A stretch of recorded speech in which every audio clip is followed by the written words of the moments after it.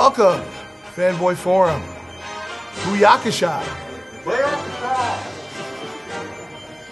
A little bit more enthusiastic this time. Okay, all right. That's what I like to hear.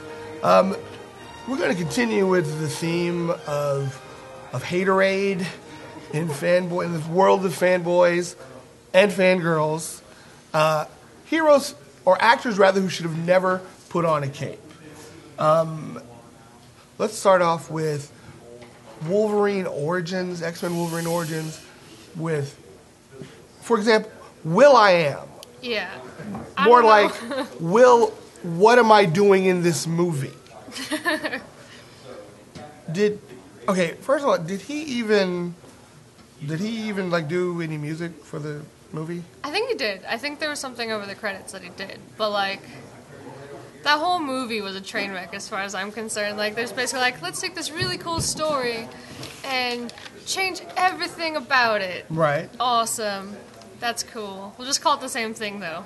Well, you know, technically, all right, this is a little fanboy history, a little comic book history. You know, Wolverine's claws were never meant to come out of his hands. Right. You know that, right? Right. And it wasn't until John Byrne, an artist from the 80s, just decided, I'm just going to draw it like that. Because initially they were supposed to come out of his gloves. Right. He drew it like that. Everybody drew it like that. And it was cool. But his claws are not made of bones. Right. His claws are supposed to be pure adamantium. They were trying to give you some kind of basis for why they would make claws that pop. Like, what is even the muscular mechanism that makes claws pop out of your hand? Nothing. Right. Like, it doesn't exist.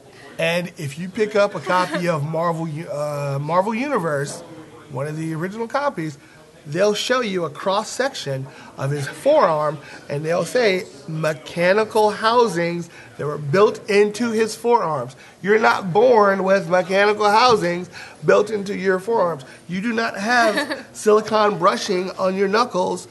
Yeah, no. It's not. And also, if you are born that way, that's not traumatizing.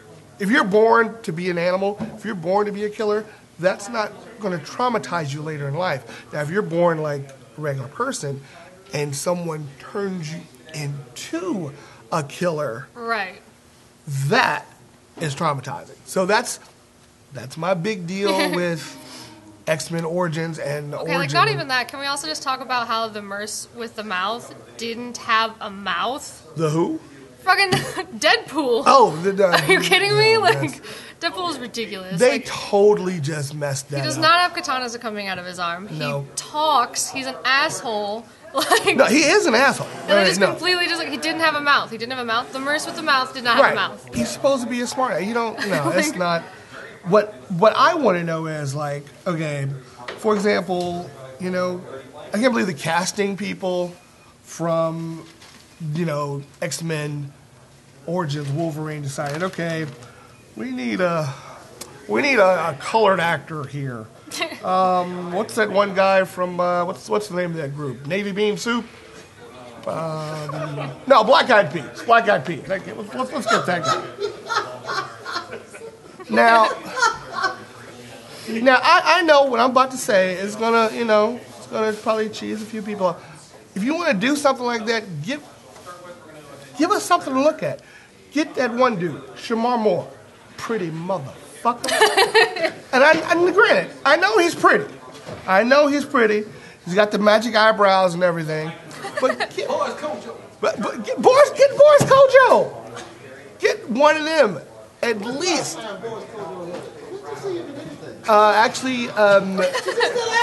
Yeah, he was in the last two Resident Evils. I could have sworn when I went to McDonald's last week, Boris Kojo. No, that was Bokeem Woodbine. That was Bokeem Woodbine. Actually, Bokeem Woodbine, I don't know if you know this, but Bokeem Woodbine is going to be in the new American Doctor Who, produced and directed by Michael Bay. It's called Doctor Who That There. You know I can't stand Michael Bay, so I don't even want to talk about it. Whatever, man. Whatever. You know, like I said, I understand that Shamar Moore is probably too pretty, but he would have been a better fit than Will.i.am. I mean, like, okay, it's just, I guess we're just lucky that Tyler Perry wasn't an X-Men fan. No. Last thing I want to see is Medea, in an X-Men movie. Or better yet, your boy, what's his name? You ever watch Sliders? The show No. Sliders? Excellent show. Sliders should still be on the Crying Man, Clevant Derricks. What we gonna do now, cue ball? I mean, I guess we're lucky that we don't have either one of them playing that role. But yeah, no, Will.i.am had no business being in that movie Right. at all. Now, did you like what's his name? Gambit? Who are you Yeah, talking about? what's his real name? Wait, Gambit's real name Gambit's or the real name. actor's real name?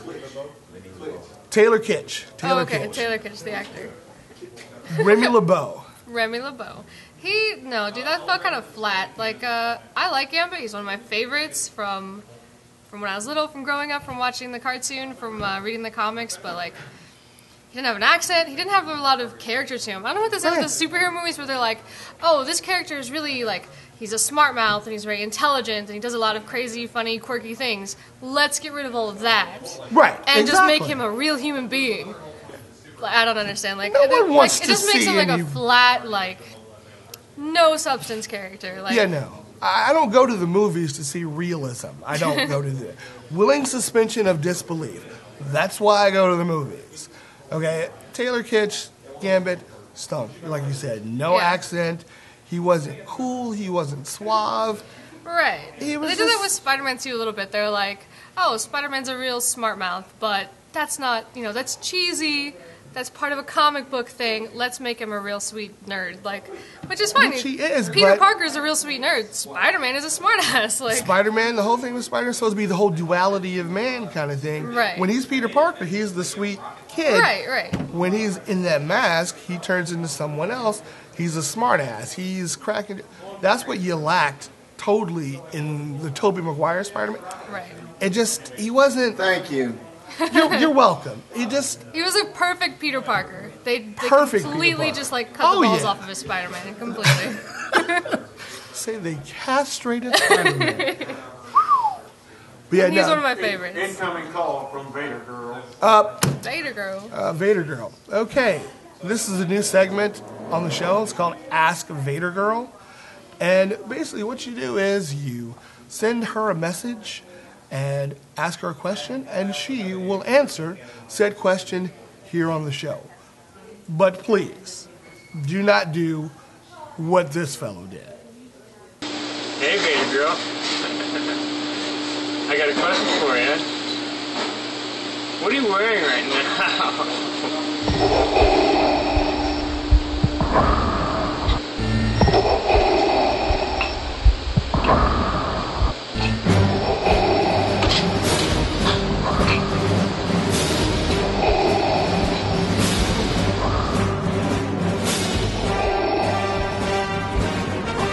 Hi everybody. Deadpool asked me, when you attend cons, on average how many guys fall into your boobs, slap pinch your butt while they're walking by, and pretty much any other desperate perv thing guys do? That's a very interesting question. To be honest, that's never happened. However, something that has happened is regarding David Prowse. I love you, Dave. Love ya. But when I went to see him, he moved everything off the chair so I could sit by him. And you all know that I took the video and we kissed in the video on my YouTube. And I noticed that the attention with me sitting next to him was taken away from his fans that were in line to greet him. So I told him I had to go and that, he had people that wanted to get his autograph. And he asked me what I was doing that night. I took that the wrong way. Some of you might be saying, oh no, VaderGirl, you did not take that the wrong way. But what if he just wanted to go out to dinner. You know, he travels all the time, and he's a really, really sweet guy. I've heard otherwise. I've read some things on Reddit, people saying that he's not nice, and, you know, the controversy that happened with Lucas and him. But I've had no problems with Dave Prowse. He's a very sweet guy, and I think I took it the wrong way. What do you guys think? But I don't know. But another thing that happened was regarding a celebrity. Billy D. Williams' son, Corey D. Williams, and his friend, Steven, they were at one of the cons, and they weren't pervy, but they were very, very sweet, and they said I was their favorite fan, and, you know, flirtatious, which I'm sure they are with all the ladies, but I've never had any encounters with regular fans at cons touching my butt or my boobs or bumping into me. It's always been regarding some celebrities that are just very flirtatious. Thanks, that was a great question.